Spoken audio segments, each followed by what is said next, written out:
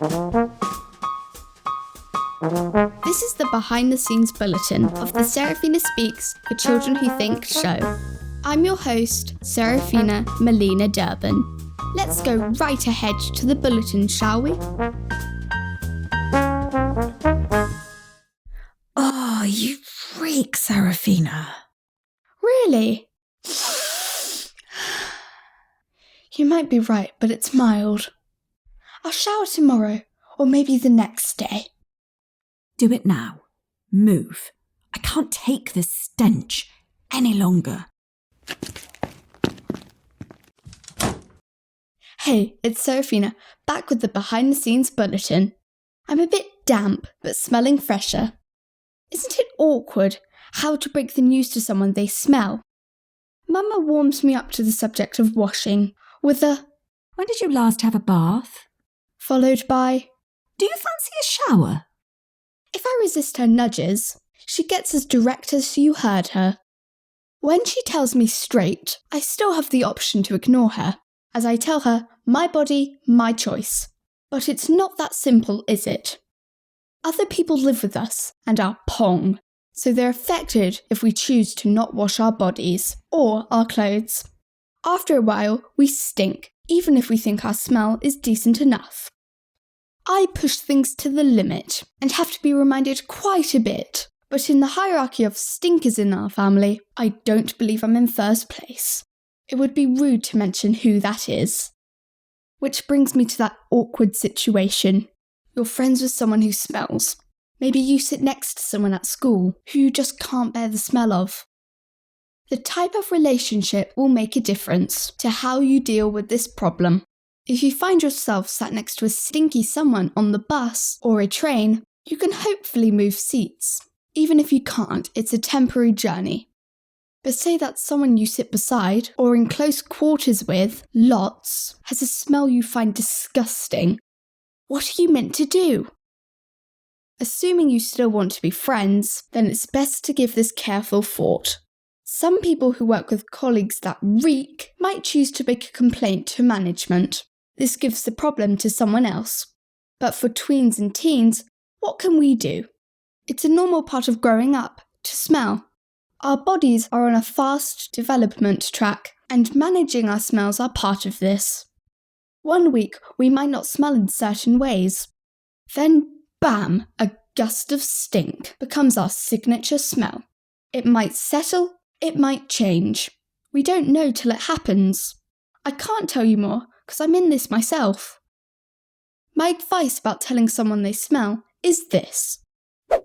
Be gentle, but don't mince your words. Don't faff about talking about something else, because your point will be lost. And remember to be kind. Try saying, you seem to have a different, not so agreeable smell these days. See how that goes. They're going to ask you what you mean. It's not the time to duck out of the conversation. You'll need to tell them the truth because you've opened the topic up. Making sure that they know that you care about them is essential because otherwise this new information can come across as mean. I find sharing my own experiences of being a smelly human can help. Let's be real, some people will find it hard to hear that they stink, smell, pong, whatever you call it. To round off this bulletin, I have to tell you about Jonas Olofsson's research on disgust for body odour. It's too good to keep to myself. Jonas and his research team found having a greater disgust for body odours was linked with support for Donald Trump when he was first a presidential candidate. These research findings link feelings of disgust about body odour with social discrimination against others. It's about a primitive wish to avoid catching diseases from unfamiliar people or environments. Before I go, if you'd like to be featured on this podcast, come join my correspondent team. All you have to do is post a review for the show on your fave podcast app. Then take a screenshot and send it to me at serafina@serafinaspeaks.com. Then I'll be in touch with you about being on the show. By the way, if you're looking for an idea of what to say in your review, if you're like me, you go blank, even though you want to do this, Here's a question for you. Let me know what country you're listening from and what you'd like me to talk about in a future episode. Another way is to subscribe to my Serafina Speaks Substack. Put the words Serafina Speaks Substack into your search engine and it'll come up. I write social commentary on ordinary topics we take for granted. It's an extension of this podcast. Of course it is. I also create an interview series with change-making podcasters. It's fun when they give us a peek into what they're working on, or even where they record from. Maybe I'm nosy, but I love getting the inside track on how people live and work.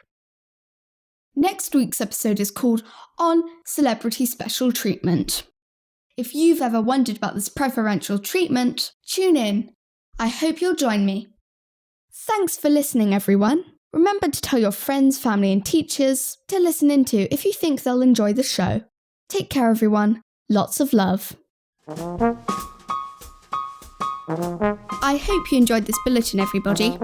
If you like what you hear, click the subscribe button. This podcast is made possible by listeners like you. Thank you for all your support.